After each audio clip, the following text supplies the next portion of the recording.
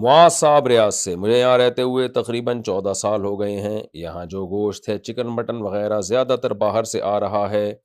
اب تو local production start ہو گئی ہے، لیکن پھر بھی بہت زیادہ چکن اور مٹن برازیل اور آسٹریلیا سے آ رہا ہے۔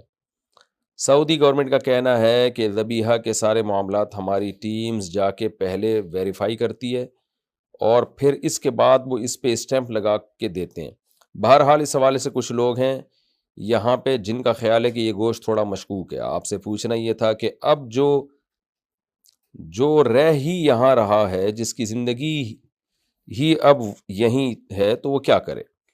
یہاں پہ جتنے ہوٹل ہیں، خاص طور پہ جب سفر کر رہے ہیں مکہ سے مدینہ یا ریاض، سفر میں جتنے روڈ کے کنارے ریسٹورنٹس ہیں، میجورٹی برازیل والا یا اس طرح کے ملکوں سے جو چکن آ رہا ہے وہ استعمال کرتے ہیں، اس لیے کہ وہ ان کو سستا پڑتا ہے۔ لوکل پروڈکٹس جو ہے وہ ابھی مہنگی ہے۔ ساری زندگی صرف گھر کے کھانے کا اہتمام کرنا بہت مشکل بلکہ قریب قریب ناممکن ہے۔ اس مسئلے میں رہنمائی فرمائیں۔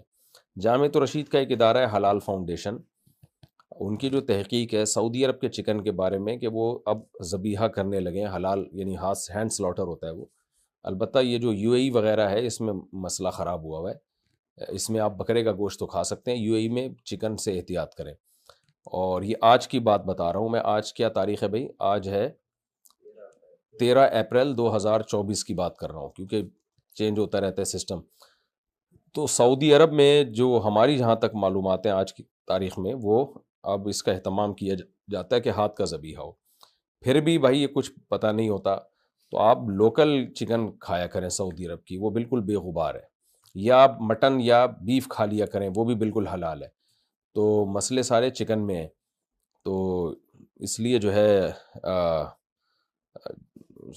باقی آپ مزید اس مسئلے میں ڈیٹیل میں جاننا چاہتے ہیں تو گوگل پہ لکھیں حلال فاؤنڈیشن جامعۃ الرشید کراچی، تو وہاں کانٹیکٹ نمبر آئے گا، آپ ان سے رابطہ کر سکتے ہیں۔ وہ لمحہ بلمحہ جو ہے نا ان کے پاس اطلاعات ہوتی ہیں کہ اب کیا ہو رہا ہے۔